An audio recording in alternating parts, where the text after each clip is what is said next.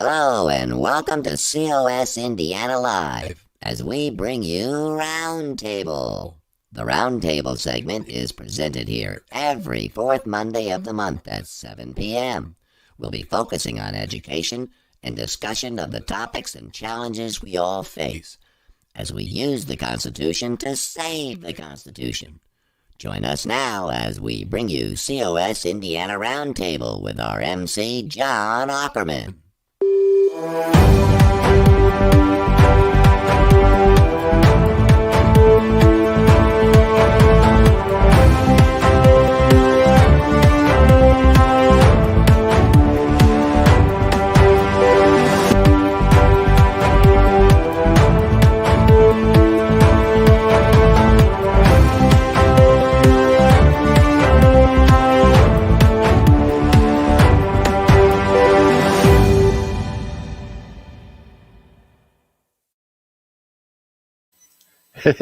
Welcome to COS Indiana Roundtable.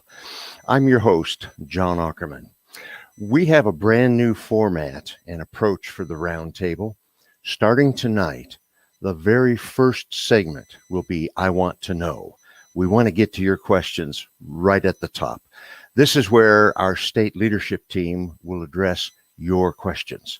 So, if you have a question about Convention of States, you can ask it right now.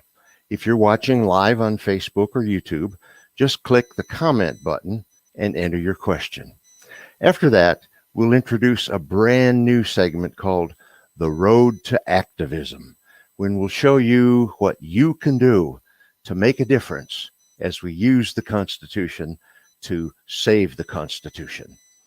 And then after that, I'm going to invite you to join Convention of States and show you how to volunteer to help us make a difference. Now, before we jump into segment one, let me ask you to help us grow our audience by clicking like and share, and by making a comment or asking a question. The Facebook and YouTube algorithms notice viewer responses. They know that something's going on, and then they show it to more of their users. So help us grow our audience by making a comment or by asking a question and by clicking those like and share buttons. And now we're ready for segment one, and I want to introduce our roundtable team. They're going to be popping onto the screen here as I speak. Let's see who's going to come in first. Gary Harbaugh, you are the Tella Patriot Administrator. Welcome back, Gary. Thanks, John. Great to be here. And there's Marty Wood. You're the Indiana Legislative Liaison. Who's next? Ken Kashuba, our State Communications Coordinator. Welcome back, Ken. Thanks, John. And that's going to bring in George Ward, our Indiana State Grassroots Coordinator. And then last but not least, Dale Parrish, our State Director. So you five men are the state executive leadership team, and we have a couple of questions that are left over from previous roundtables where we just didn't get to these questions. So our first two questions are actually viewer questions, and while we're talking about them, I want to encourage our viewers to ask some more questions by, just in that comment box on either Facebook or YouTube. So our first question left over from a month or two ago: why aren't all state legislators in favor of COS to return power to them and their state rather than D.C.? And I want to call upon Gary Harbaugh.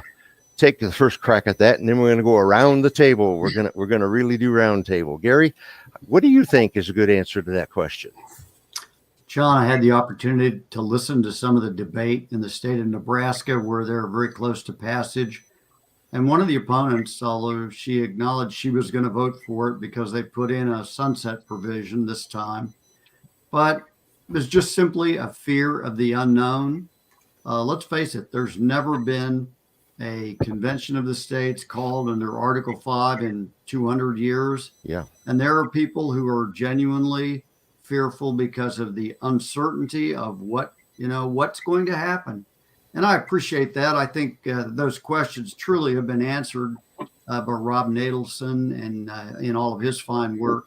but there is genuine fear among some people about that question. Yeah, fear of the unknown, I think, is one of the biggest fears that people have. So I want to bounce the ball over to George Ward, our grassroots coordinator. George, what do you think is a good answer to that question? Well, it's hard to say. I've contemplated this question, off and on over the years, and I don't understand why. I mean, I would think that everybody would want to have a voice. We're nonpartisan, left, right, in the middle, up, down, who cares? I would think that anybody would want to have a voice and be involved in this.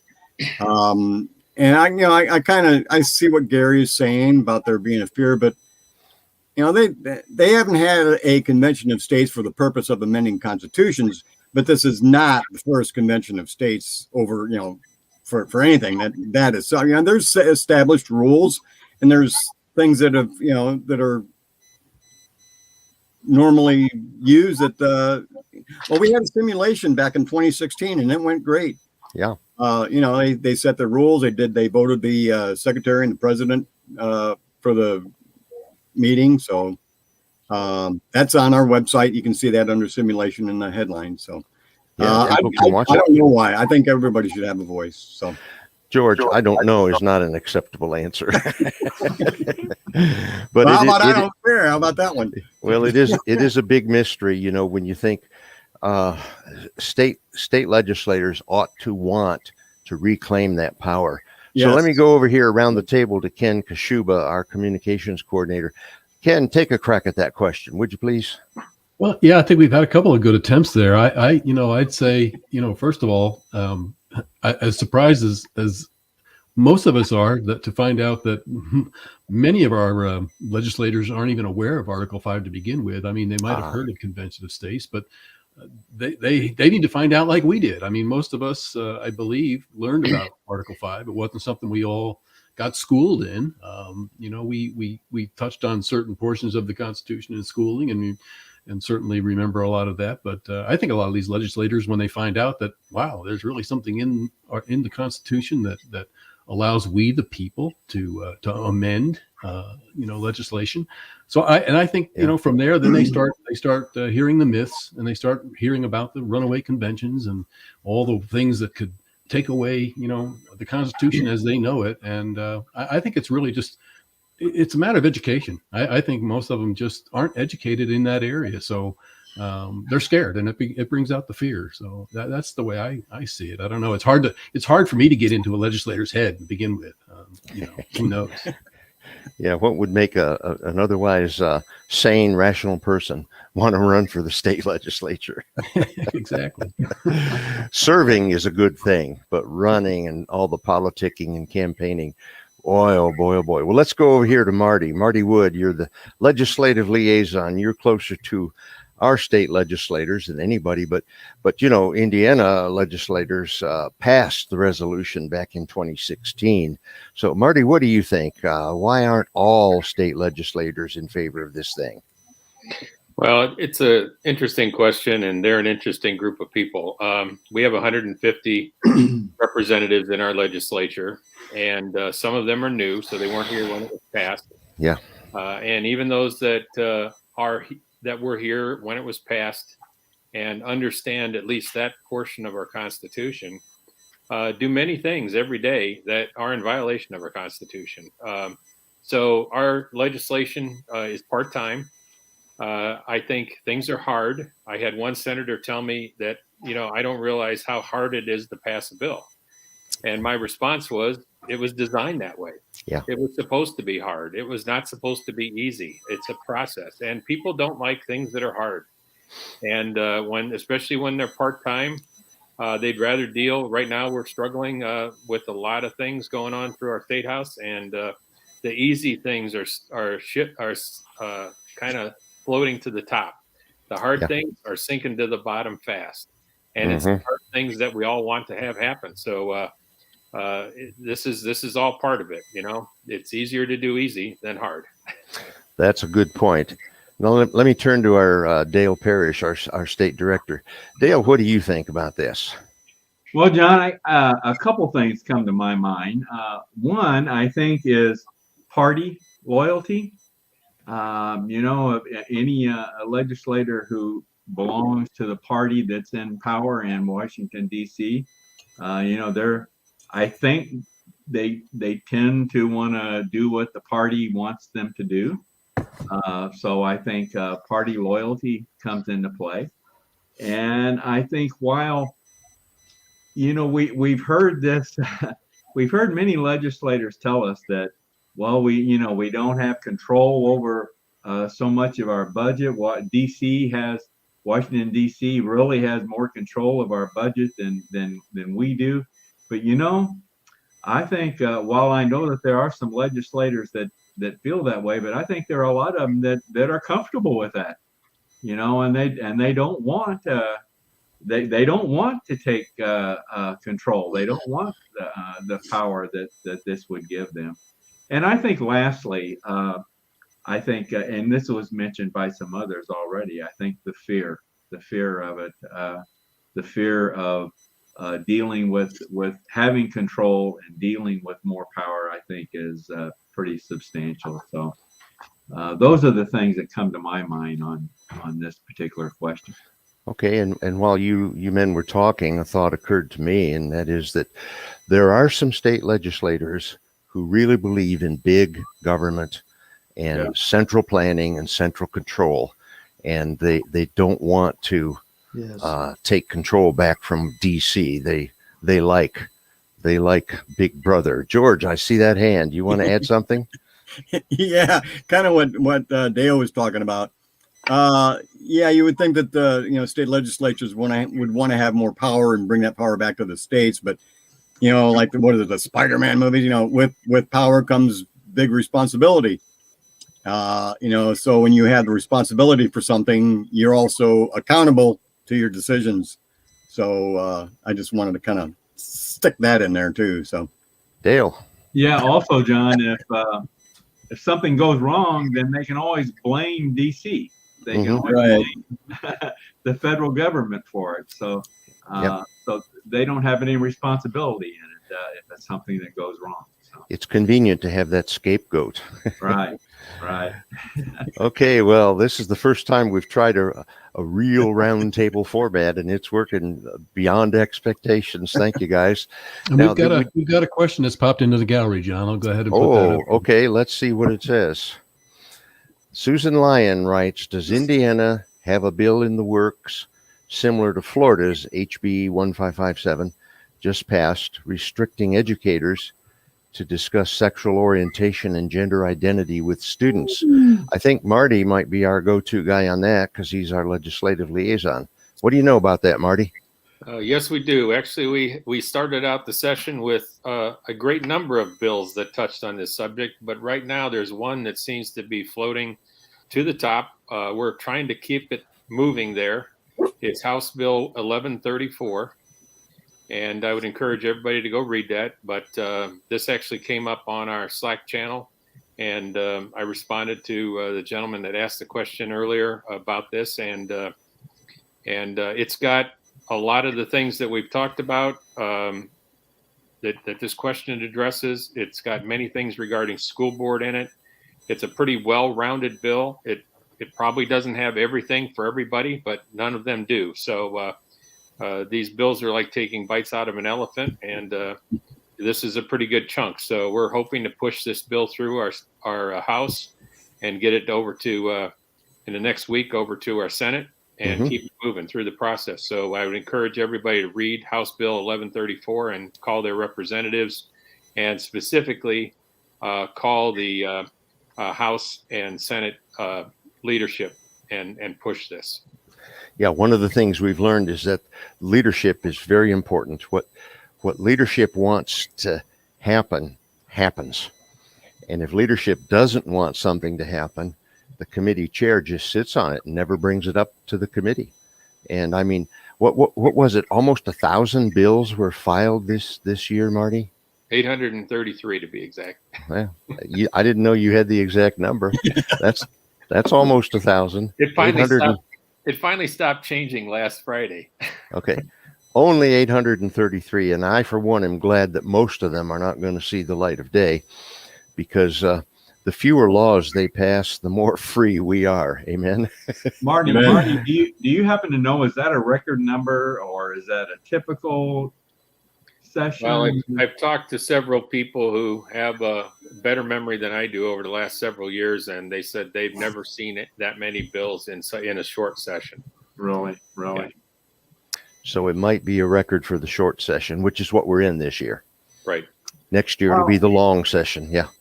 While we're on this question that Susan just brought up about education related, there's another bill that's floating around that dealing with men and women's sports.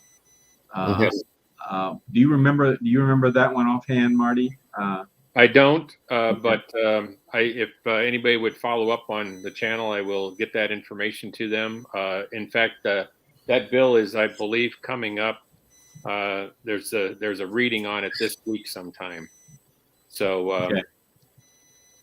I'm saying I don't recall if it's a Senate bill or House bill. actually, we just got a message in HB 1041. 1041. Yes. Okay. Thank you. That's one that has really got me got my attention. I mean, we're this country is ruining women's sports, and we've got to we've got to put a stop to that. Well, I don't know if you saw the news today, but the transgender swimmer who's been on the news lately set another record in women's swimming today. Sure. Jeez. Sure he did. Okay. Now, Okay, Kit. Sure she did. All right. Ken? I'm sorry. Let's keep going. I want to go back to Ken and ask, have any more viewer questions popped up in the last couple minutes? No, we don't have anything new there, John. Okay, well, there is one more that was left over from the past. And somebody wanted to know, is there a limit to the number of amendments that could be offered? And this one, I'm going to mix it up a little bit, going to go to George. I think there's a one right answer to that question, and George might have it. Yes, and the answer is no. So yes, I have it, and no is the answer. So No limit. as long as the amendments are congruent with what the application is for, jurisdiction, power and jurisdiction of the federal government, which gets into the overreach, the term limits for Congress and other federal officials, and fiscal responsibility. As long as the amendments, and the discussions everything fall within those realms, then there's no limit. But we have everything. All the amendments do have to get ratified on their own legs. There's no group. It's not a package deal. Each amendment has to get ratified on its own. So, yeah, the convention, when it happens, I no longer say when and if.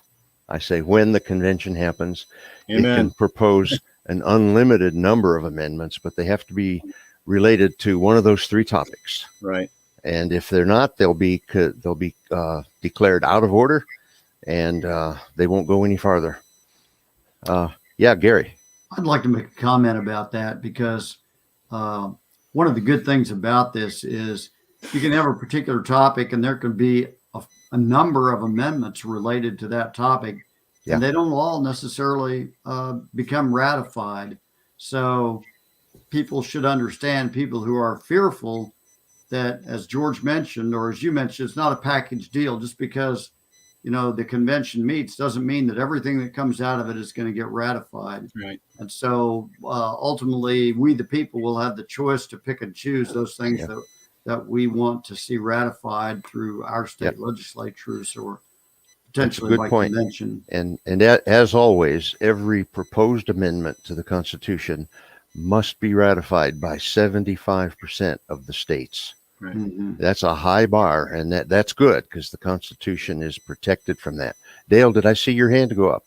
Yeah, just one other comment. I think this is where the fear factor comes into play, and that is that many people think that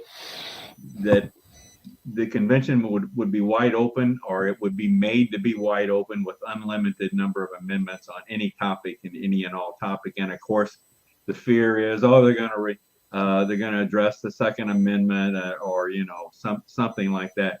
And I think what George said is very, very important, that the resolution that we need to get 34 states to sign on to hold this convention is limited to 3 areas that George mentioned: the national debt, the reach of the federal government, and term limits. Mhm. So the amendments have got to relate to those 3 areas. So I think that's a very important point. And there's nothing in there about the Second Amendment. That's right. So it can't be touched by That's right. our organization. That's right. Some wacko somewhere might try to file, start to call for a convention to eliminate the Second Amendment, but they won't get very far. George, I'm sorry. There are really about 5. I call them firewall. There are 5 firewalls that would have to be breached in order for a convention to be a runaway convention, and it's just not going to happen. And of course, the 5th ultimate one is that everything needs to be ratified. Yeah. So that's the ultimate firewall that would have to be breached. But thank you, Dale. I think George wanted to add another comment. I did. Oh, I forgot what it was while I was listening to Dale. Dale It was a messed valid up your point, thinking. too. See, folks, when George is our resident hippie, and when coming from that generation, you know, he's just kind of lost some of his A little bit. I'll jump on that quick. We do have a new question that's come in, gentlemen. So we'll go ahead. Let's and see it. Good.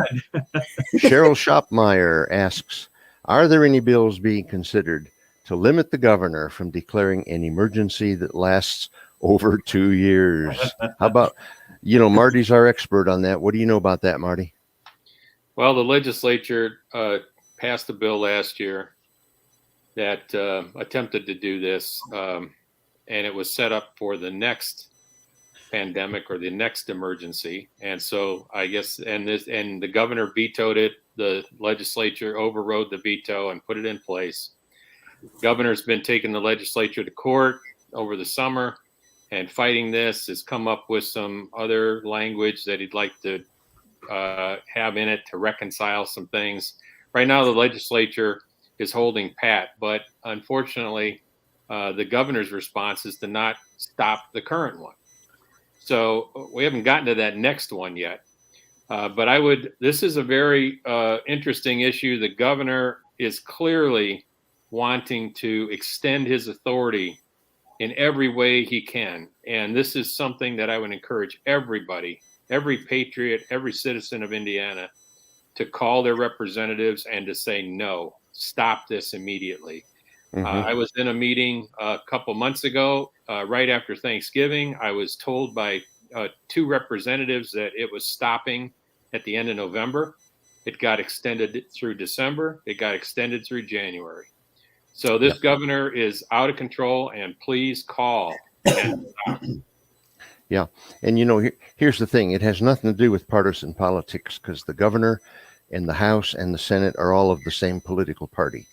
What it has to do with is what we're about, which is self-government. We want to be in charge of things ourselves. We don't want one man or woman in the state capitol to be making the rules. And, to me, the definition of an emergency is it's in the moment.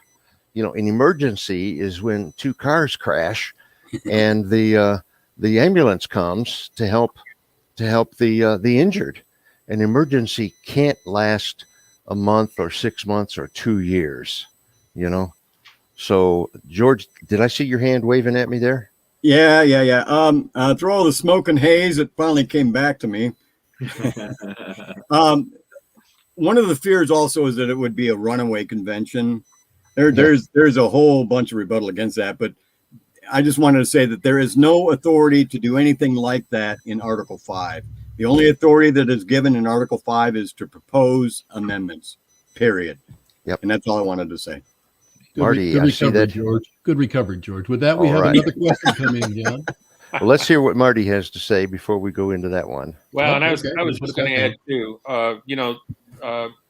Gary mentioned Rob Nadelson, and Yeah. he's a real scholar. He's an important read for everybody that's interested in this subject. But there's plenty of history out there where this whole idea of conventions preceded our Constitution, and it's been done. It's been moved forward on several times since.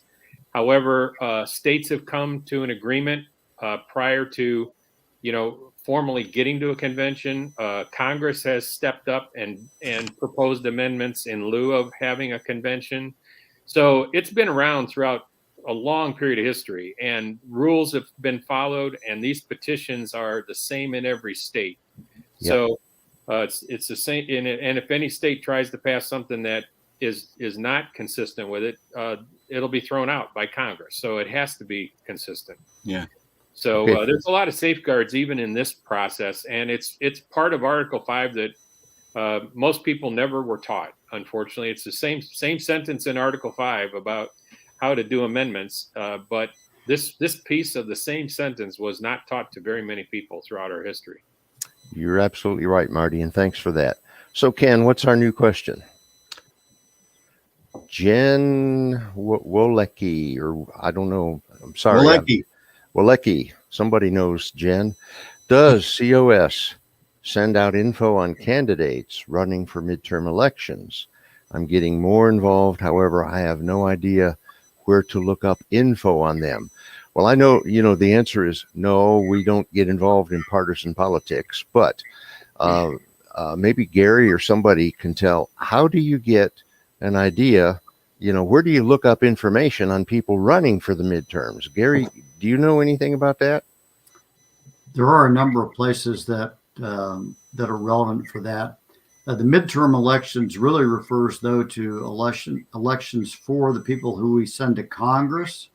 And Congress is not involved in Article 5, so we don't focus on that. We do look at and do surveys of candidates running for the state legislature, but we don't really get into the congressional candidates. But we can let Jen know. We will get some information on where she can find that information, because candidate surveys are sent out for every election, and it's usually, if you know where to look, you can find that.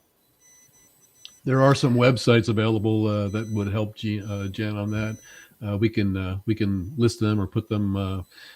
If she wants to send us an email to our email address, we'll get back to her with some websites that could help her as far as giving her some direction on current people that are running. Okay, good. Later on in the roundtable, I'm going to announce our new email address. But for Jen and anybody else, I want to give it right now since you mentioned that. Okay, Ken? Yep. We have, there it is, crawling across the bottom. Raise Your Voice, COS. It's all one word. Raise Your Voice, COS @gmail.com. So Jen and anybody else, you can send an email to that address, and we will either reply to you, or maybe your question will be in the I Want to Know segment of next month's roundtable. Raise Your Voice, COS @gmail.com. Okay, thanks. Ken, do we have any more viewer questions? Well, Susan's pretty active tonight. Susan Lyons has another one for us. We'll see if we can get this one listed. Will amendments at a convention of states be listed as separate line items that can pass or fail for each topic? Let's see. How about Dale? You've been quiet for a minute. What do you think? What do you think about that, Dale? I don't know definitely, but I think the answer is yes. I don't think that the amendments. I think each amendment is going to have to stand on its own. I don't think it as a separate line item. I don't think it can. They can be combined or combined. I think they each have to stand on their own. I see George nodding to that. Is that your understanding, George? Yes, it is. And I think that's what happened in 2016 when we had the model convention. And like I think Marty said, it's on our website, conventionofstates.com. Anybody can go look at it. I looked at it, but it's been about 5 or 6 years since I've seen it. And they did have to vote on each amendment separately. Yeah, they were not combined. Yeah, John, if I can point out something on this too. At the convention, the votes are not cast by delegates as such. The votes are cast state by state. Yeah. So I can't make a deal from somebody from Missouri and say, I'll vote for your deal if you'll vote for my deal. You know, the state itself and its delegates as a group need to agree on how they're going to vote on each proposal. Yeah. So there's a lot more transparency and opportunity for people to really know what's going on, because the vote is taken, each state votes, and it takes 26 states to approve something that will go then to the 50 states for ratification. Yeah. And each state gets one vote. Right. So the delegates from Indiana say we'll have to agree, or it could be a majority, 3-2 if there's 5 delegates. But Indiana would get one vote, and that puts us on an equal playing field with big states like California and New York. And that's the way the convention or the Constitution itself was adopted in the Constitutional Convention of 1787. Each state got to vote yes or no. And that's the way the amendments will be done at the convention. Okay, before we move on, let me ask Ken one final time. Do you have any new questions for us? We are clear to go. We are clear to go. Okay. Well, what I want to do, I want to thank the 5 of you. We did about a half hour there of a real lively roundtable, and I'd like to keep going for another 2 hours. But I want to say that's all the viewer questions that we'll handle this month. If you send a question to that email address, we'll pick it up next month. So I want to move now into segment 2, which we're calling the Road to Activism. Now, we're aware that people want to get involved. Patriots want to save the Republic from the socialist and other forces that would destroy it. So beginning right now, we're going to be offering some concrete suggestions on what you can do to make a difference now. And everyone except Gary is going to disappear and go back into the waiting room. And we're going to turn to Gary for the next few minutes and ask you to tell about some great things that the viewers can volunteer for. Okay, Gary, it's yours. Thanks, John. We are looking for volunteer activists all the time, and we have a lot of different things that people can become involved in with Convention of States. We have formal roles such as district captain, what we call volunteer activists, region captains, veterans coalition, things like that. The district captain we consider to be the key role within our organization, and the district captain has, we call it, kind of wears 3 hats: connect, build, grow. They connect with other volunteers and go through training and learn about Convention of States and what we're doing, and just really dive into the details of it. And build is to build relationships with their state legislators. This is an essential role of a district captain, so that we can have influence on our state legislators. So when bills come before the State House, we have the opportunity to really have a voice in influencing our legislators because of those relationships that we build over time. And then grow is growing grassroots, conducting activities to spread the word. And one of the roles I mentioned briefly was that of region captain. And we have one of our region captains on tonight. I'd like to bring him on or have you bring him on. This is Dale Tipton. Welcome, Dale. Hello. Dale is one of the jobs of a region captain is recruiting and training district captains. Dale's done a great job of that. He's in his region is up in kind of Lake Porter County area of Indiana. And he's done a fine job up there recruiting. And he's also heads up something that Convention of States uses that's called Telepatriot. Dale, tell us about Telepatriot and how it works and how it's been used. Well, Gary, Telepatriot is it's a software tool that's kind of one of the things that Convention of States has in its toolkit, if you will. And the Telepatriot tool allows Convention of States to form particular Telepatriot missions. And so if there is an area that they want to influence across the country that is pertinent to the Convention of States mission as a whole, then a Telepatriot mission can be formed, and people like me who are just normal citizen volunteers that want to get involved, we can actually play a part in utilizing this Telepatriot tool to make these missions come to pass. Just to give you an example, the first one that I was involved in had to do with the state of North Carolina. And in that case, the Convention of States resolution was stuck in committee. And so we just wanted to get some messages out there, to their Senate president, please move this bill out of committee. And so that was basically the message that we tried to convey. And whenever you're working on a Telepatriot mission, you're given a particular script that kind of tells the ideas we want to get across, so you don't have to make up anything on your own, and it's all right there on your phone.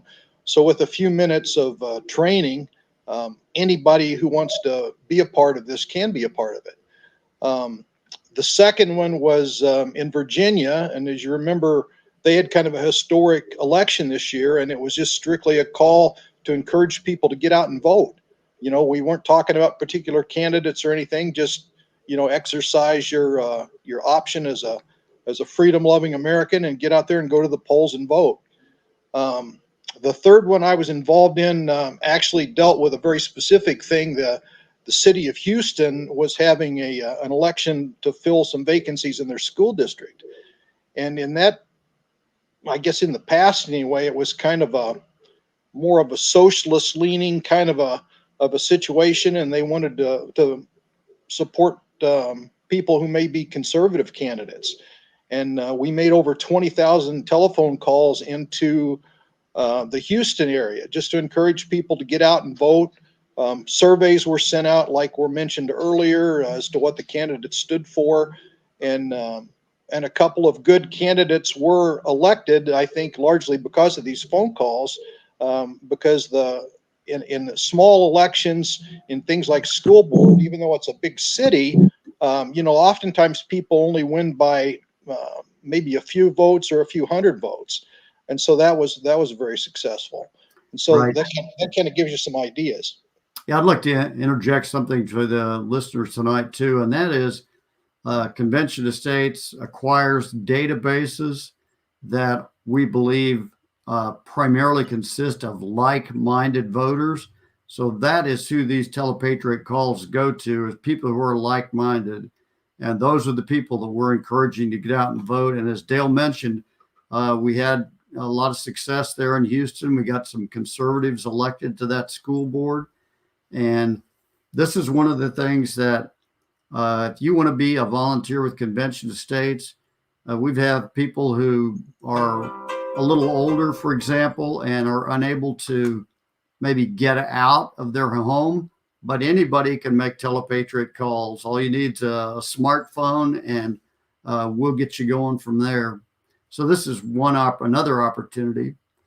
Dale, other suggestions to how people can get involved as a volunteer with Convention of States? Well, there's ample opportunity at conventionofstates.com. If you click on the Take Action tab, there's all kinds of things there. I'm still looking for a few district captains in Region 1.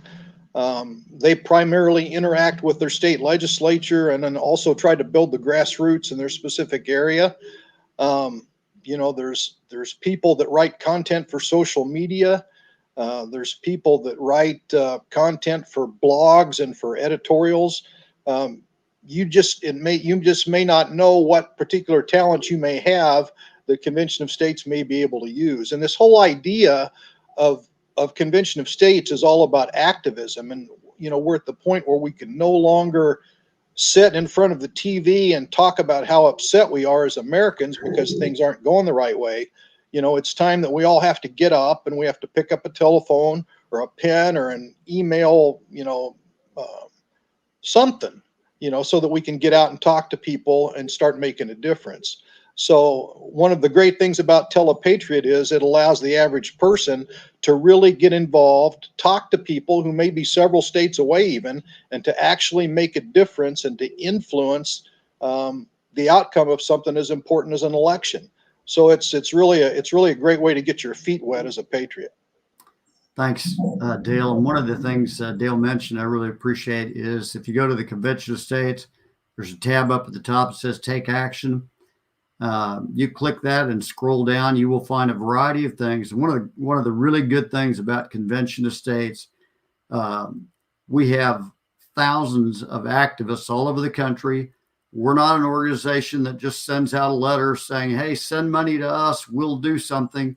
No, we are grassroots activists. And if you want to be a grassroots activist and do something that you feel comfortable doing, believe me, there's a place for you in Convention of States, and we'll find a role for you and we'll train you. I've got great training. Most all of it's done online and in short videos. You learn about it. You connect with other activists, other volunteers. We try to meet face to face as much as we can, even though we have to do a lot of these electronic meetings, but we try to get people together and build teams of activists that are really having an influence on what's going on in our country. Well, thanks, Gary and Dale. You've taken us the first mile down the road to activism, and I really appreciate that.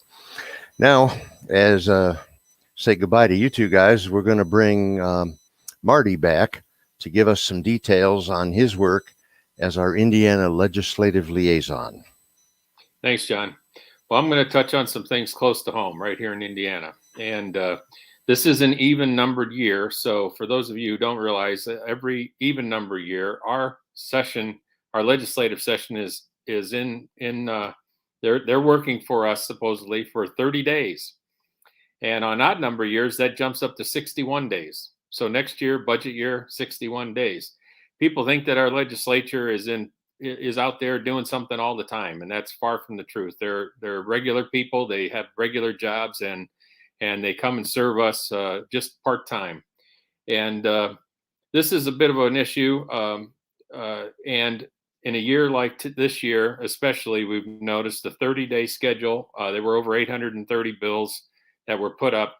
And if you stop and think about that, you just ask yourself, how can this be done? And it really points to leadership. And I encourage everybody who doesn't go to Florida, who is at home over the winter months, kids are in school between now and spring break.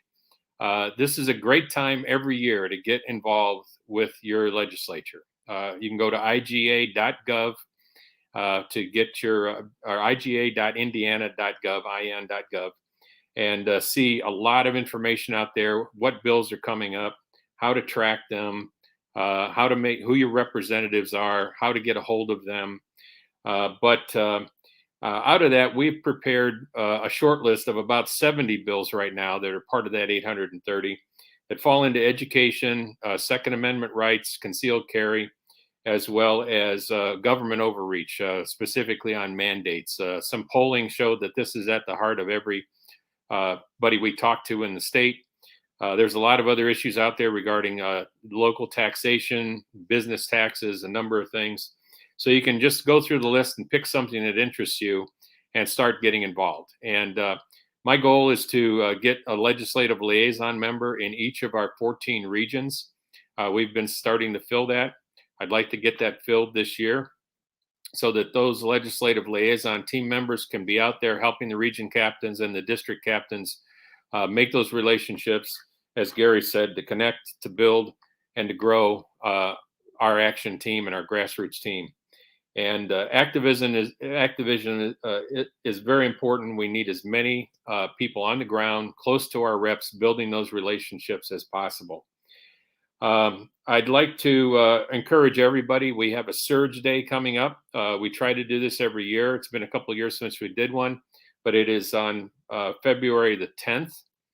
And anybody that can come down, announcements have been put out on social media. and on our Citizen Builder messaging center to sign up for this. We will have a table up on the 3rd floor, just down the hall from the House and Senate chambers. And we're trying to get as many people there as possible. Call ahead and make arrangements to let your representatives know that you're coming. And you will, and you'd be there on the 10th, and you'd love to meet with them. And, at least you'll be able to talk to one of their aides or get in touch with them. We're going to have a few other activities that we have planned. We'll be getting out an agenda on this before the meeting. But House Speaker Todd Houston and Senate Pro Tem President Rod Bray are the 2 people to be calling about anything you see interested in. Let them know, as well as your representatives.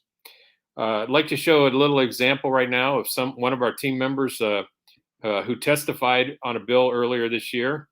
And it's a very easy thing to do. You have to get on, sign up, but you show up. It's a great building to see and be in. It's a great opportunity to speak if you're so inclined. So if you could run that, Ken.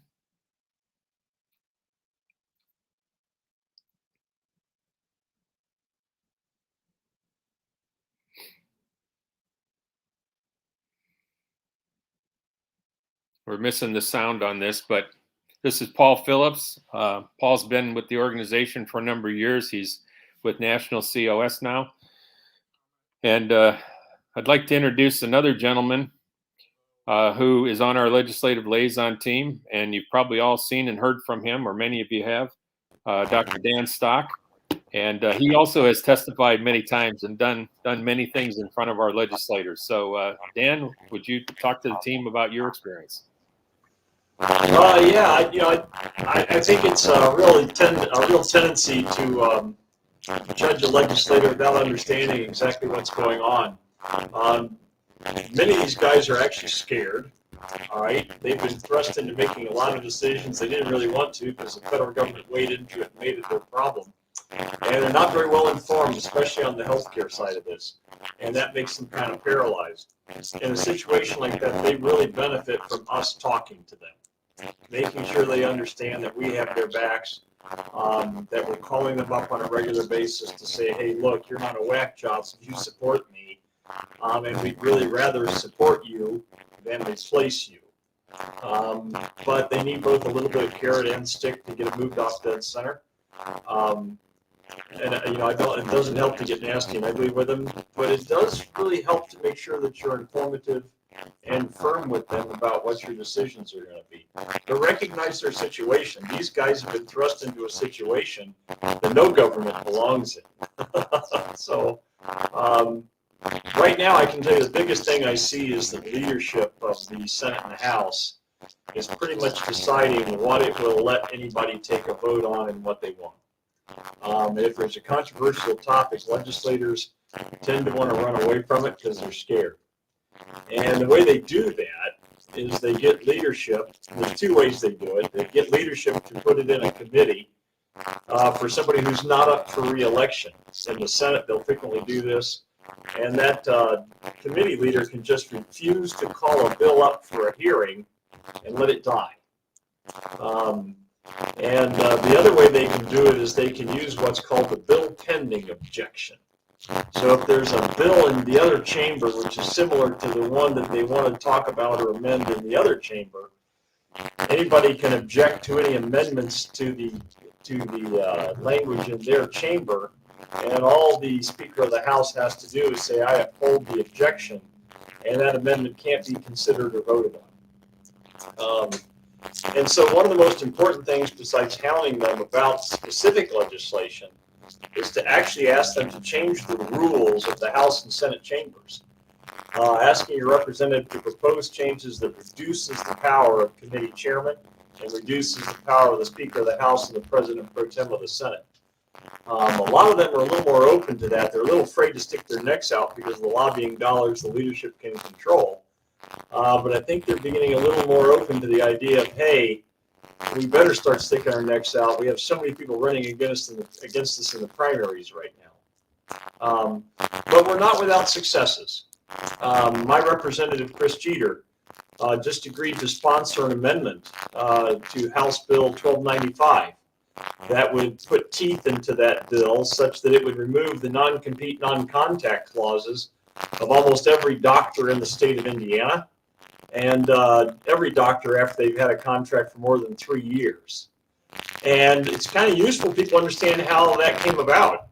I basically wrote the amendment, called up my representative and said, hey, I'd really like you to propose this amendment. Here's the reason I want to do it. It really frees up doctors to speak on their own. And it was exactly the way good government should work. He sent me back an email and said, I agree. I'm going to sponsor the amendment. I'll get working on it. We'll get it filed. So it's important people know that the system does work. Sometimes it's not as easy as that. But there's ways to get votes forced on subjects.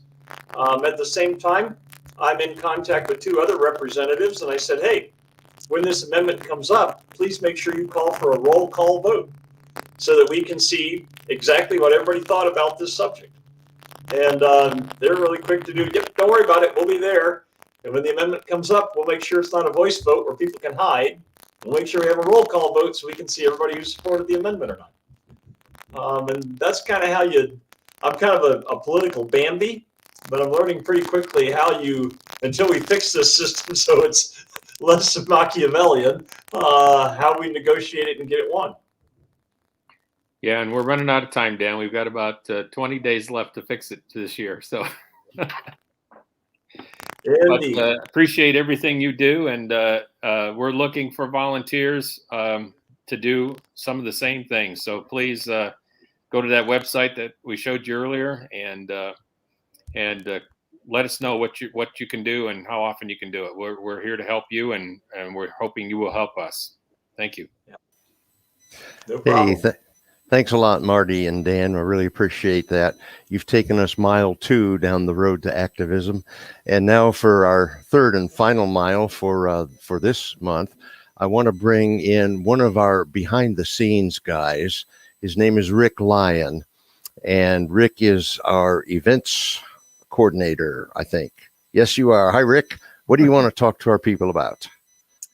Hey, John. Well, mostly about convention of states events and why they're important and what people can do when it comes to events and why that's important for them to get involved in such things.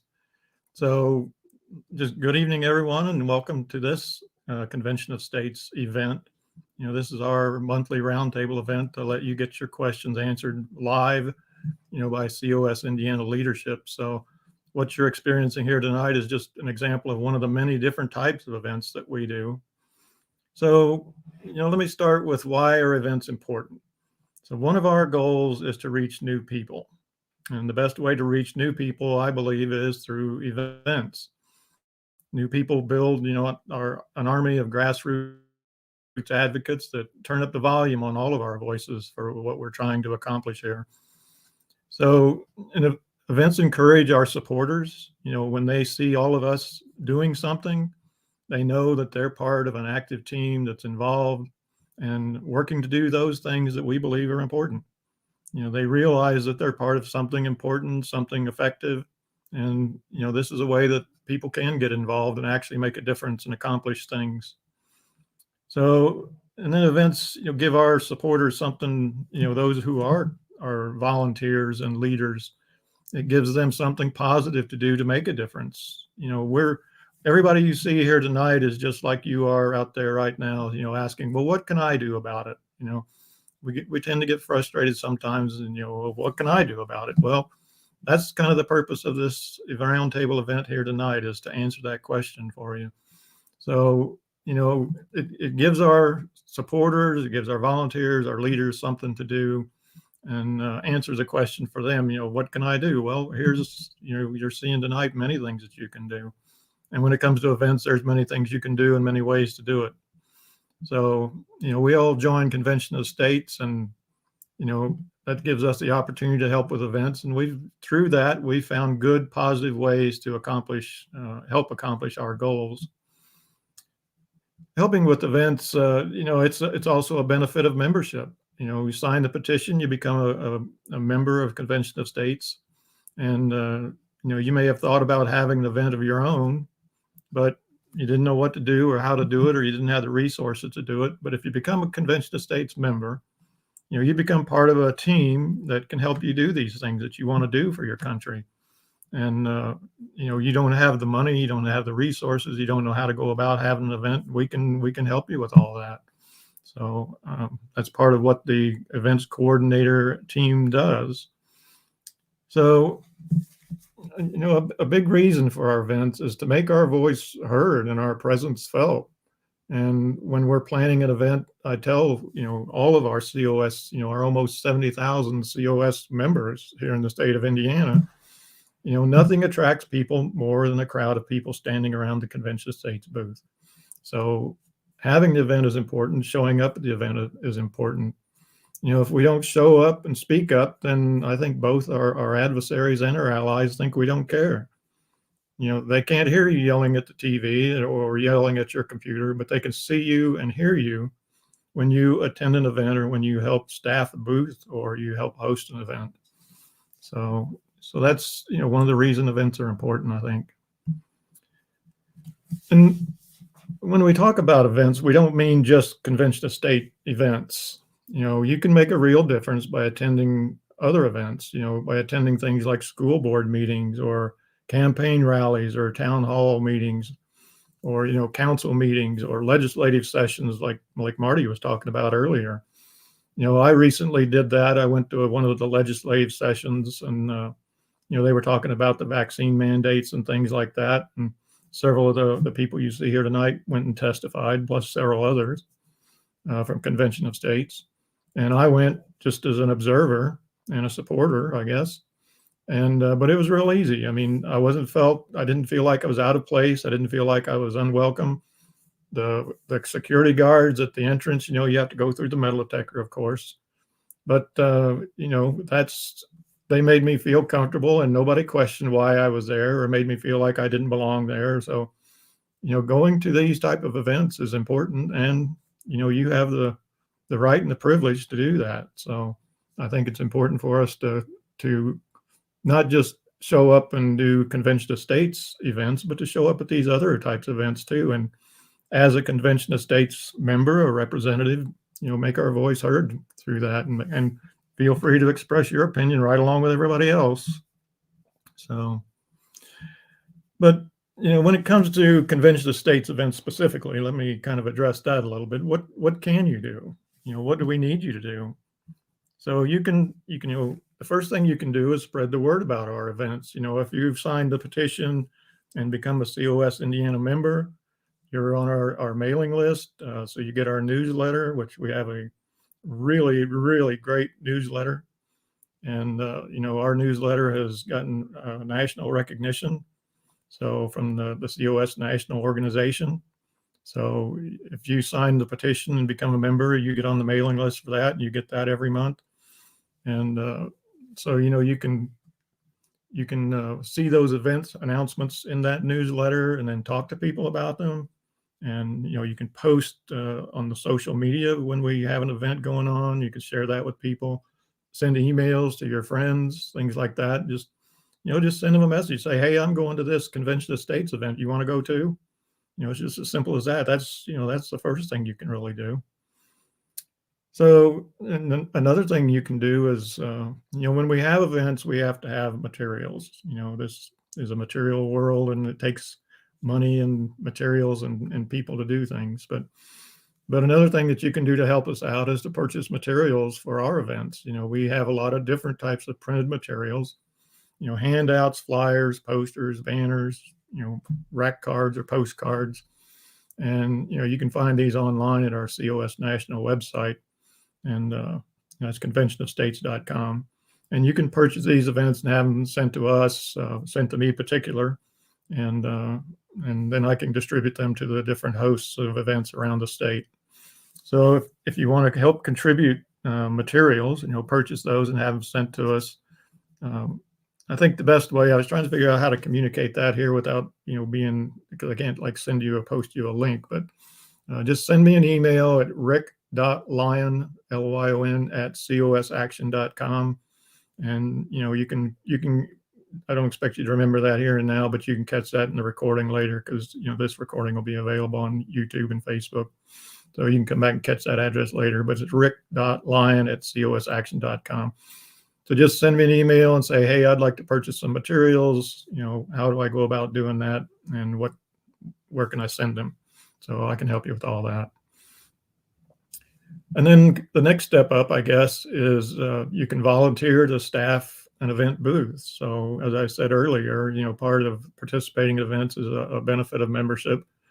Sign the petition, become a member, and then volunteer to help, be part of the events team or whatever team appeals to you, honestly, because we have, people from other committees, other teams that help at all of our events. So you can volunteer to staff a booth, and we can teach you all the things you need to know, things that you need to say and how to say them, how to talk to people, and make you feel real comfortable at doing that and at ease. You don't have to be a Rhodes Scholar to help at one of these events for sure. Just know what we're trying to accomplish and listen to people, listen to what they have to say is a big part of staffing one of these events.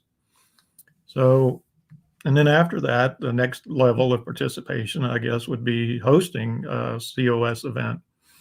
So in the newsletter we put out every month, there's a list in there of events in Indiana. Of course, there's a COS Indiana event calendar where you can see what we're doing, but there's also always a link in there to a website from the state of Indiana that shows all the different festivals and events in the state of Indiana that we could have a booth at. So if you got one in your area that you think, oh, I'd like to have a COS booth there, you can click on that, open it up, and find out the information, how to register for it, how to have a booth there, and all that. So, but if you find an event that's in the area and you can suggest that to us, and we can turn people's attention to that event.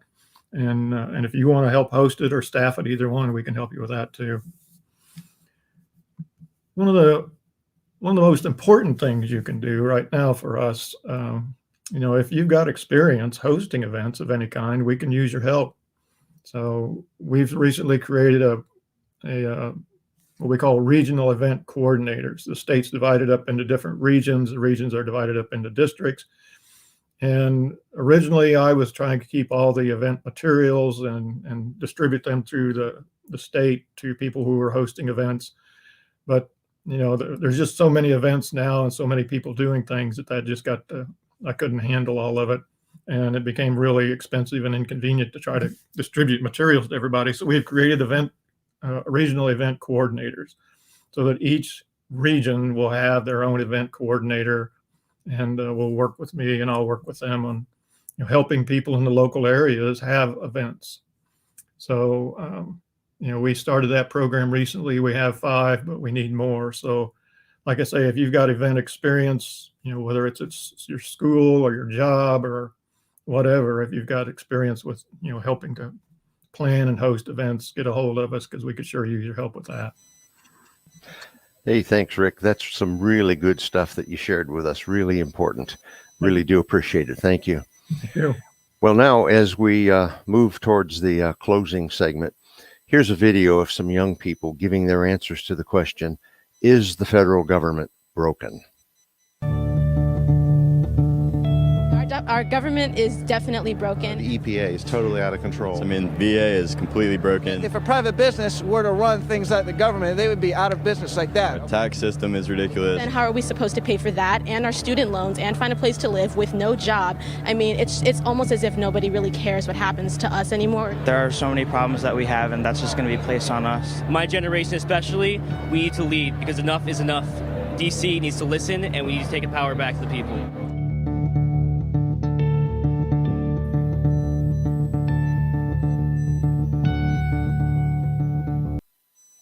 And so I invite you to join Convention of States right now by visiting conventionofstates.com.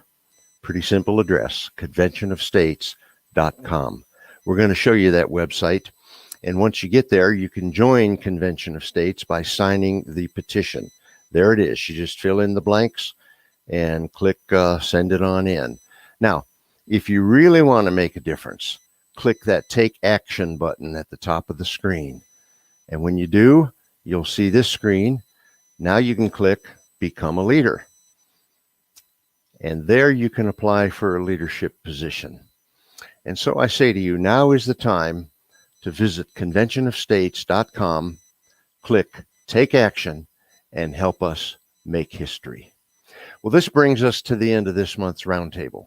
Before I say goodbye, I want to share that new email address.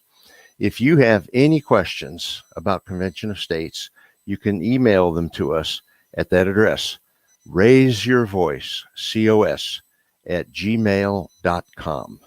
raiseyourvoicecos@gmail.com. I also want to remind you to tune in every Monday at 7 p.m. Eastern for our weekly COS Indiana Live with our new Slido activity. You're going to love it. Well, that's it for this time. You don't want to miss our next roundtable on the fourth Monday of February. That will be February the 28th at 7 p.m. Eastern Time. I'm John Ackerman for COS Indiana Roundtable. Good night.